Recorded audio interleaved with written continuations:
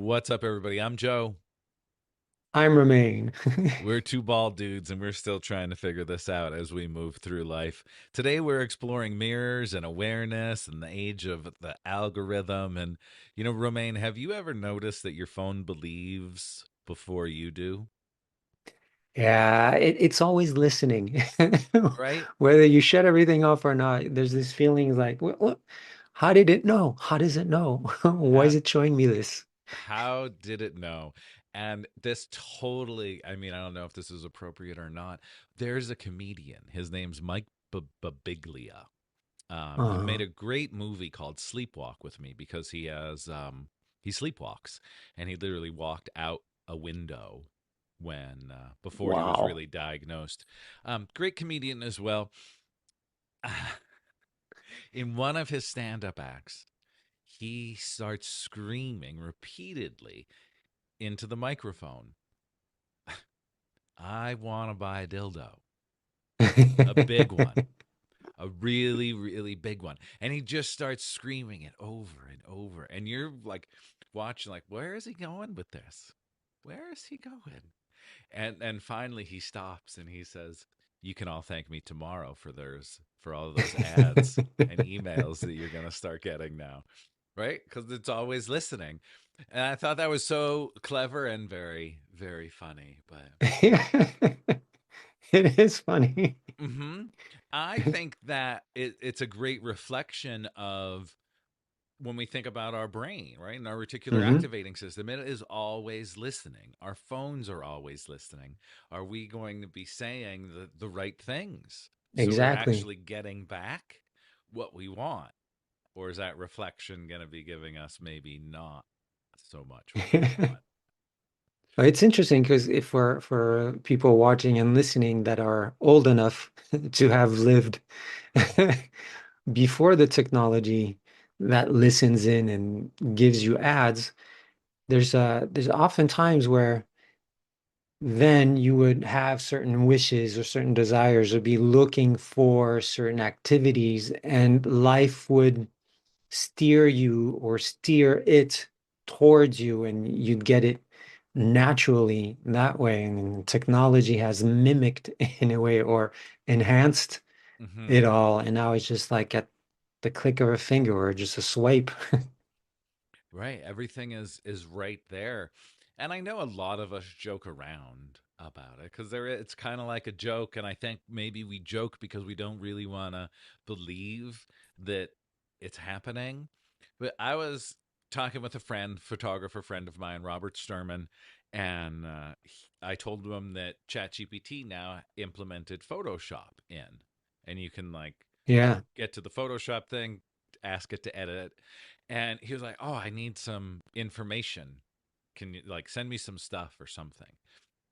I'm like, "Yeah, sure. Like when I'm in the office, I'll shoot you some stuff." And I got off the phone, opened up my Google homepage, and the first article was like from some tech something about Photoshop being implemented into ChatGPT. And I just forwarded the email. I'm like, they're always listening here instantaneously. Here's everything you need to know and a YouTube video. All right there. And there's a part of it like, okay, I didn't give my consent for this, but it's happening. So again, it's like if you're not running around screaming, "I want a big dildo," you're probably okay. But everything else that's coming out of your mouth, it's going out there into the ethers, right? In one way or another, it's going into our reticular activating system, and it's what what is going to start showing up in our actual reality around us. I gotta thank you for the pink flamingos. They're nice to see. They are nice to see as I see it out of the corner of my eye up there on my shelf. And it's everything, right? The pink flamingo, the Ford Bronco, right? Whatever wherever we put our attention, it's gonna start showing up. Kind of like group seven. Maybe you guys remember a couple of weeks ago, there was this singer songwriter, and she said she was going to make, I don't know, 7 or 8 different videos to see Who gets it, right? Who sees it? Same exact video, just group one, group two, group three, group seven. And for some reason, group seven took off. And group Wow. seven became this whole phenomena on its own. But because group seven became its own phenomena and started flowing, right, it just got put in the algorithm. So it wasn't magic at all, right? Instagram algorithm, TikTok algorithm, all of them said, shit, this video, people are watching it. Let's keep showing it to more people. Yeah. That's it, right? Not to bust any bubbles, but it's like that then got everyone. Well, I'm in group seven. I'm in group seven. I'm in group seven. And I think it's a great example that we all want to be part of something. Like we all It's want to be reassuring. part of the group. Yeah. Right? Like It's the I'm welcome here. yeah, I belong somewhere. I'm not just a Mm-hmm. twig floating all alone on a big, vast ocean. Right, exactly. And now recently I saw this image yesterday like four times, and it was there's one like silhouette figure in the middle, a man, of course, and then two guys next to him, and they're both wearing different colored hats. And it's like, I don't believe your side, I don't believe your side. And the bottom guy is all saying exactly because it's all a psyop. Right? Like it's all to get you to not like one another so we can Hmm. keep doing the thing that we're doing and you're not even seeing what we're doing because you're too busy fighting with each other. And like these are also built into the algorithm, right? You start searching one thing, you are going to instantly have, bless you, that Thanks. negativity bias, right? Because it's like, well, this is Yeah. what I'm seeing, and this is it, and this is confirming it. And my next door neighbor that may have the complete opposite beliefs as me is only seeing the things that he believes in. And then we're not being having like a full rounded experience of a balance. We're only seeing what we like, where our negativity bias lies, you know so then we have to stop and say, well, what is really happening? I like to Yeah, we have step to back. stop and think just a little. Just uh that bring in a little critical thinking. And with all of these things, how can we maybe connect to our body to help us understand a little bit Mhm. better? Yeah. It's the body's wonderful in that sense where it can it can go both ways because if you're really indoctrinated into a certain thought pattern, you will feel comfortable with it. So the body can still feel relaxed. But if you go and test the really basic and core systems, the nervous system where the tension should not be if you're relaxed, was mainly the neck or lower back in the hip section. Then if you find those little tensions, then you can sense something is not totally in accordance to your outer belief within the inner belief. And there's always that little voice that we tend to brush off, saying, Hmm. no, it can't be where I said, well, maybe. And then you just say, no, it's that. They said it's that, so it's that. And then it goes. And it makes me think of, I saw a couple months ago Neil deGrasse Tyson, who was deep faked where there was a video of him circulating where he says, well, with all the calculations that I've done and everything, I can now declare that I was wrong and the earth is really flat. Hmm. And there's a whole community of flat earthers that start spreading it, saying, see, we were right. Until Neil deGrasse Tyson came back and said, well, it's a deep fake. And so with that, you can have this strong belief that, okay, well, I was just validated and I go, but there's always this doubt within. And even if you think the earth is round, is a ball, And you can have that doubt once in a while saying, well, what if it is flat? Because sometimes certain informations are presented in a certain way, and you're like, Mm, and you start thinking. But there's always something within the body that will trigger or that will spark something in as chills or as tension to reposition you into, okay, well, our internal intuitive beliefs truly sustained with all the environment that we humanly know is pointing me to, well, maybe, but not totally. mm, And that's how you can learn and with the body to use it as a tuning fork, because it's pretty much a very complex and well-oiled tuning fork that we have to live in this mm. completely mad world.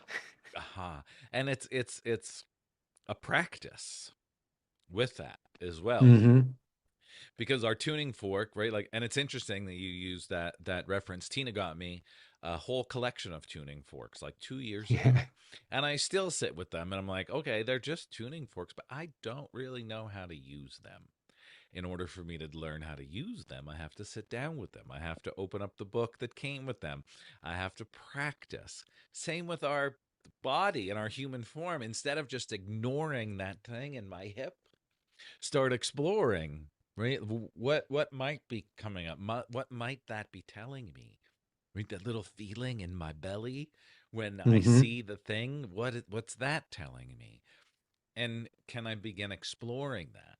And the more I explore it, the more, right, that becomes my tuning fork, my radar, my bullshit meter, if you will. Exactly. Right? That literally, it's like, oh no, right? I'm in tune now. I tuned this device, this human spaceship that I'm in, Hmm.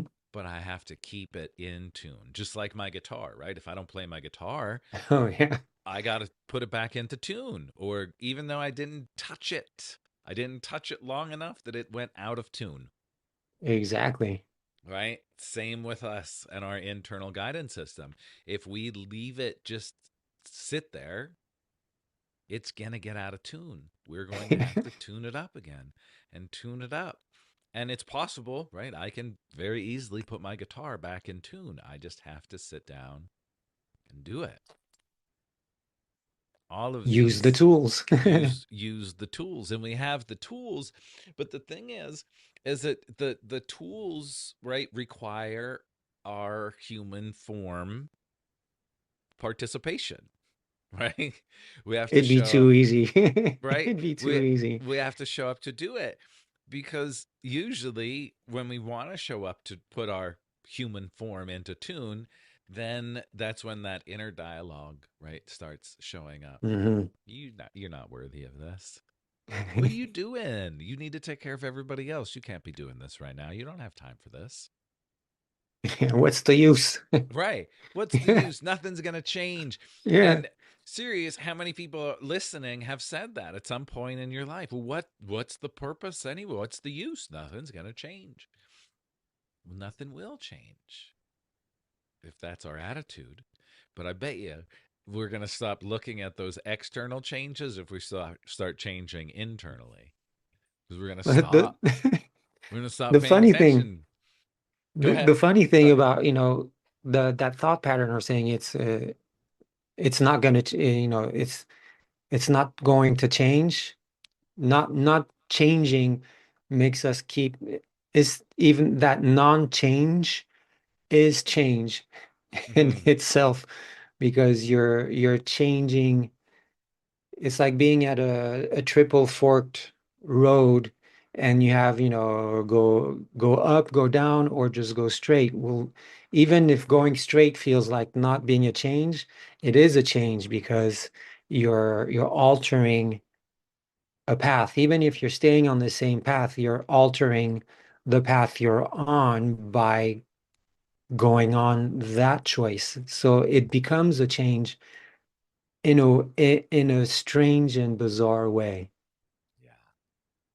So if But you're going to go through change, might as well go through a change to get you somewhere that we actually better. want. Yeah, Yeah. Mm-hmm. Um, and it that really got me just sitting right. Like, what's the change that you actually want? Because how many times do we focus, like, we get so focused on that mirror of, well, look at this and look at that and look at how bad it is and it's so bad and this is going to happen and that's going to happen and then that other thing is going to happen too. That's all that there is. But when we actually start coming back, right, say, okay, hmm I can change these things. And people have told us throughout all of the ages, right, that what is happening on the inside is what's happening on the outside. But that comes back to, am I tuning my fork, right? exactly. To actually be aware that, oh, right, that complaint and that complaint and that complaint and that complaint is all coming from the inside, that is going to be reflecting on my external world. So now all I'm seeing is every one of those complaints show up Exactly. again and again and again. It's just like when you're in front of a mirror, Hmm. it's because it struck me a couple days ago being in the mirror in the bathroom brushing my teeth, and there's a mirror, and I'm like I realized the mirror's there, but what am I looking at when I'm looking at the mirror? I'm like rarely looking at myself. If my wife is with me, brushing her teeth, I'll look at her in the mirror, or Hmm. I'll look at what's in the surrounding. I have a mirror right here in this room, and it's not, but it's showing me something else. But are we actually really looking at ourselves as men, probably just shaving, women doing their makeup because they need, but the real use of a mirror to check ourselves, Hmm. to see inside. Are we really able to challenge ourselves to look into that mirror and then start reflecting with Hmm. the mirror? Right. And that is such a hard practice because we have to look at ourselves, Yeah. right? We have to be with ourselves, even if just for a couple of minutes. It's like that the book, Love Yourself Like Your Life Depended on It. And the one practice is look yourself in the mirror and say, I love you. I love you. And do it for a minute. But if you stop in that minute, you have to start again. And if you really do it, you might get stuck in front of that mirror for like 11 minutes until you can finally actually do it. Because it becomes so uncomfortable, but so powerful. Mm, It's so powerful. Because how many of us look into that mirror and say, I don't like that. I don't like the way I look. yeah. Right. Look at my hair. It's too this or it's too that. It's too Where long. It's did it too go? short. It's too bald. Right. Where did it go? It's too gray. It's not gray Yeah. enough. um all of these things, and ultimately I think everything is this, like, we want to feel connected, right? Kind of like the group hmm seven, and our political affiliation. We are tribal beings, right? We need to be in a tribe. We're supposed to be in a tribe, but a tribe of like 100, not a tribe of 100,000. And I think we want to be part of the 100,000, when really we just need like a connection with hmm people, and know that that connection is there. um our bald So, truth. yeah. I'm sorry, were you gonna say No, no, something? no, no, go ahead Right. with the bald Because truth. Yeah. right, because so here's my bald truth for all of you upside your bald heads. When belonging matters more than truth, awareness disappears. When belonging matters more than truth, awareness disappears. Right. So when we want to be, I want to be part of the cool kids, we stop becoming aware. It's like in elementary school or junior high, right? Like, you want to fit in, so you do something dumb to try to fit in, and you end up getting in trouble, right? Like, it happens all throughout life. And it's like we're given the opportunity when we're young to say, am I going to do that stupid thing to fit in, or am I just going to be me? And we often go the stupid route. Let me do the stupid thing. Let me steal that thing. I stole a hacky sack when I was in seventh grade because I wanted to be part of the cool kids that were also all stealing hacky sacks. Except I was the only one that got caught stealing the goddamn hacky sack. Right? So I was the Damn. only one that got in trouble trying to be the cool kid,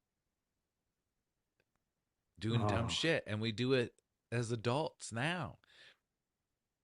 But sometimes I think what our dumb shit is, can I be that keyboard warrior? The keyboard. Which one? Which keyboard? Which keyboard? There are too Right? many keyboards. Mm-hmm. And that's it. We want to belong so much that awareness, it's just out the window. And I'm saying stupid shit. I'm doing stupid shit. I'm not acting like myself, but I don't want to be ostracized from the cool kid community. Yeah. It's also tied to the ancestral way of having purpose. Belonging to a group gives a sense of purpose as well because there's a common purpose. Way back when with the tribes and all, each member of the tribe had a certain task or purpose to his existence that helped and gave strength to the community and to the tribe. And we still have that in our biology, that need of purpose. But there's so many of us on the Hmm. planet now and it's with the same skills or different talents, different colors of talents and skills, and then wanting to belong or shine and being visible, visibility being so accessible, but not so spreadable at the same time, and people wanting to be in the same spot. So it's that whole thing of really purpose. And it's interesting to see how when when a person finds his or her purpose for the person, the need of belonging just withers away. It just fades Hmm. away. And there's just that this inner peace, the self, the self-nourishing peace of if I belong, I belong. If I'm part of this group, yeah, sure. But hey, I'm just like within my physical earthly space with the people I can see or reach, even if it's just one person. I'm at peace with that because the purpose has been found and accepted. Hmm. And that is said so beautifully and so true because that it does drop away. And it's like I'm on my path, which brings me back to one of my favorite books, Outwitting the Devil, right? When you are drifting, right? When you're drifting, the devil gotcha. Drifting is distracted. When you're distracted from yourself. And everything in life is set up to distract you from yourself, including your purpose. So there is this battle going on, and it's for your awareness so you can actually connect to your purpose.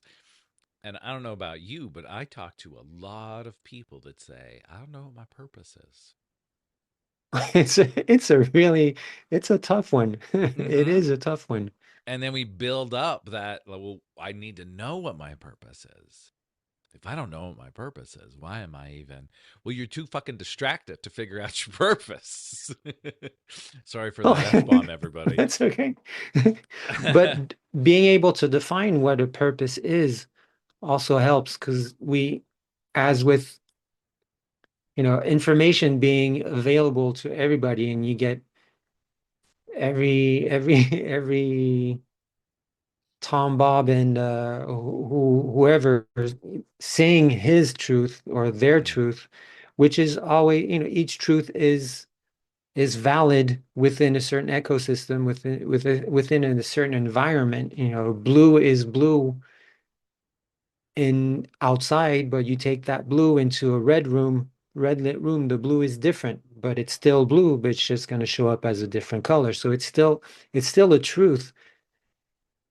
And it's hard to find. that purpose, when you get a lot of information saying, oh, purpose is this, purpose is that, purpose is this or even that, and you can have those two be your purpose. And then you're like, okay, well, how do I find my purpose within all these purposes? And then just being able to look into that mirror, or going back within saying, okay, I'm a human being. I got on this earth in this type of family, this type of environment. Right now, I chose a different environment to believe in Christianity or Judaism or Islam, or I have these beliefs. With these beliefs within this ecosystem, what can I do where I feel that I am doing something that makes me feel happy and joyful and not harmful to other people within my beliefs? And that can help steer towards a definition of a certain purpose you can have. And usually, when you find the one that's putting you on the right path, you start getting little chills either down the spine or on the Mm, forearms or here. Sometimes, like your brain's kind of like tingles and you feel like, whoa, what happened? I didn't take any drugs. Why is this doing this? mm-hmm. That little voice speaking up. And again, it goes right back to our tuning fork, right? Am I in Mhm. tune to hear it, or am I distracted by so much of the outside pulling me away? And then those little hits, right? Oh, I got the chills when I said that. Yeah, that's your signal. Follow that. Follow that.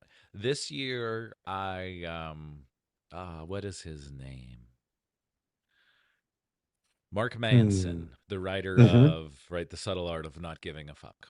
He put out a Yeah. great little newsletter about goals and setting your goals and intentions for the year. And it was like, think about what your purpose is, right? If you know your purpose, can your goals for the year be aligned with your purpose? Just be aligned. Hmm. Not that the goals are your purpose, right? But your goals are in alignment with your overall purpose, right? So if your purpose is, I want to raise awareness to men and women that they could tune their tuning fork and become intuitive and live their best life. That's my purpose, right? What can I do in my goals to help me connect to that, right? So write a book, make the podcast, tell your story, create the content, write the book or whatever it might be, right? Do the thing that's going to help connect in that way. Not my goal is this purpose, but instead here's like this is like my beliefs, what I stand for, and everything I'm going to do is going to come to here. Also hard work. Yeah. Well, that's the key word. Mm-hmm. Work. Right. And the work doesn't have to be bad. I think sometimes it's this like old school idea that it's like you got to get out there and do the back breaking work, like you got to get Yeah. your axe and you got to chop that tree down, you got to carry the water. And yeah, we got to chop wood, we got to carry water, but not all work has to be that hard, especially once you connect Exactly. to something that you're like, damn, I love this. I love this time to sit down, to record, to write, to do the thing, right? Like, I love that. And once I think we start making just a little bit of time, we find that we start compounding, that time Hmm. grows and grows and grows. But we have to start. But I think a lot of the mirror that we're seeing just from the world is, well, I don't have time. I don't have time. There's not enough time in the day. I need another hour. Can I get another hour? Once I get that other hour, then I'll be able to sit down and write. Then I'll be able to sit down and meditate.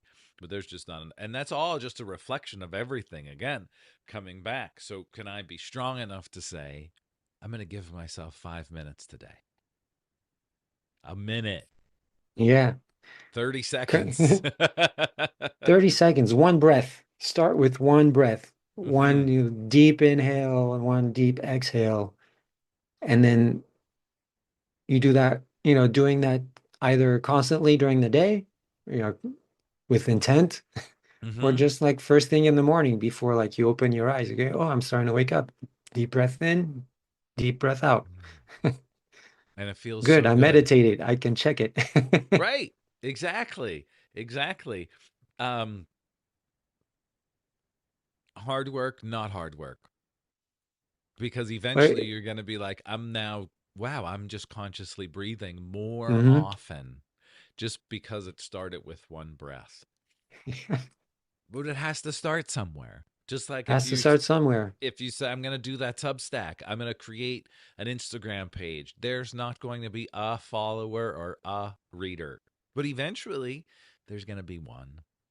And Then then there's going to two, be two, and right? three. And then all of a sudden you're sitting in a space of like, holy cow, there and you this is what still what gets me. There are 20 people. Oh man, I only got 20 followers. Would you love it if 20 people showed up to hear you talk? I know I would Yeah. love it if 20 people showed up to hear me talk. There are 20 people that have showed up because you're doing something that they want to see or hear. So don't say, "Oh, I only have 20." No, you've got 20 people that are waiting to hear what you have to say. Yeah. Show up for them. And the more we show up for them, right, that 20 turns to 40 and then 80. And now all of a sudden you're like, oh my God, there's 1,000 people. And we hit that same thing. Man, I Yeah. wish I had 10,000 people. 10,000. Yeah, man. I wish I had Right. 100,000. Right. Right. It's just, Exactly. it's all those reflections where, whenever you go on the feed and you start inquiring or, searching for certain things, the algorithm sees that you're looking for that and it's going to give you the top or the cream or the elite of Hmm. that because they're pushed by the algorithm. And like, oh man, I must really be a loser if, he can get that in a couple months and I'm still at so many followers over Hmm. 5 years. Well, there's a different type of work that was done, a different type of purpose or energy that was put into it. It is just uh, watching the correct mirror instead of seeing the reflection of somebody else's mirror. We have to train ourselves to be within our mirror and then projecting what we want into it so it can be reflected back to us Hmm. in within our signature energy, our signature DNA, just that Mm. practice and that work. And work Yes. is just a definition that we put into it because you're saying there's the backbreaking work, but maybe work for somebody is just sitting for 2 hours and thinking and planning and then that's the work. And then the rest hour or half hour is putting it down and acting on that thought pattern and that planning Mm. and just whatever we define it to be. Right. And that's the thing. We get to define it. You, listener out there, I love you. You get to define it. Not, I don't know. I don't even know. No, you do know.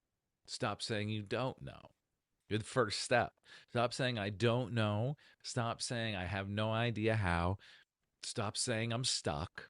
And you'll notice that all of a sudden you become unstuck. All of a sudden you start figuring shit out. You start seeing the work. But we have to put out into the universe what we want. And I know that might sound a little woo woo, but I bet you we all have someone in our life that has always been, I can't, I can't, I can't. And they never did.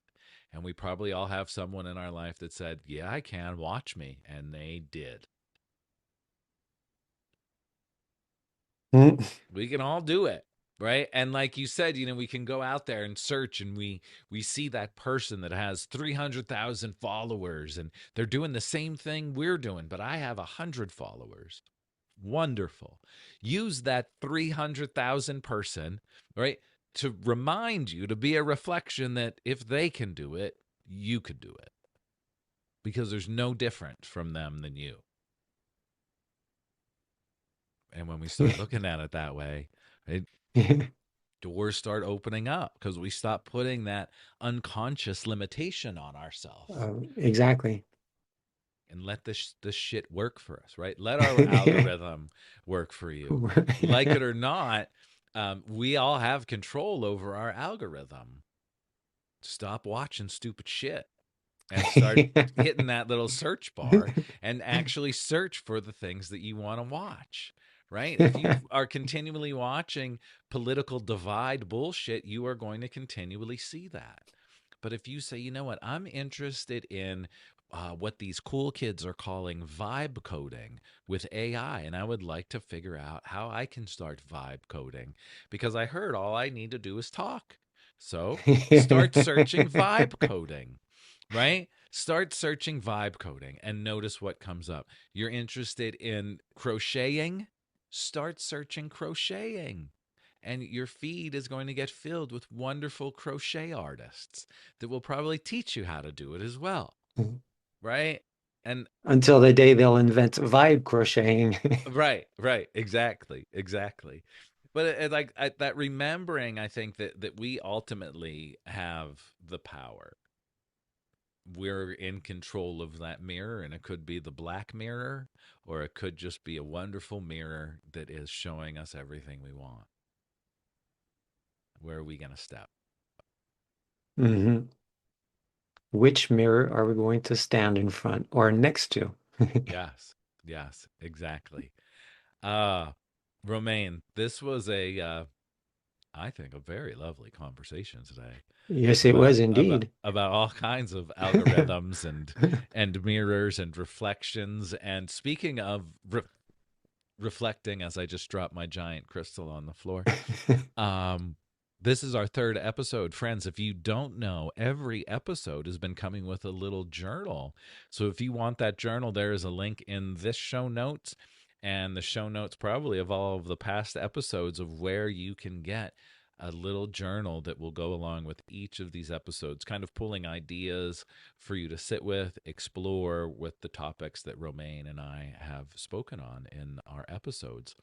So Exactly. so check that stuff out. Romaine's put a lot of work into creating these for us. So definitely make sure that you're getting those. And before we sign off, Romaine, I want to say I love the music that you've created and that Oh, you have thanks. out on Spotify. The Embodiest Way is Exactly. your artist name as well. Everyone, when you're watching, you can see it right behind Romaine's head, The Embodiest Way. You can find him on Spotify, and it is a wonderful instrumental album that you put together. I want to make sure that our listeners are aware, and we'll link that up in the show notes as Yeah, well. thank you. It's on Spotify and the other streaming platforms. And full disclosure, it's AI assisted. Mhm. Or, I put in instructions, certain tracks I participated in, and then just rearranged a lot of stuff. But the wonders of AI helped put this together and get a nice flowing vibe throughout the album. Mhm. It takes you on a nice Collaboration, journey. yes, Exactly. yeah, Collaboration. um, wonderful. Romaine, you have Yes. anything else before we sign off for the day? Oh no, thank you again for this episode. It's Yeah. always lovely. Woke me up. Woke me up as well. Woke me up as Woke well. me up. Looking Um, forward to the next one. Me too. Me too. Thank you all so much for being here with us. We are two bald dudes, and hit those links in the show notes. We'll be back next week with another fun, entertaining episode. Now, get out there and create your best reality. Go face that mirror.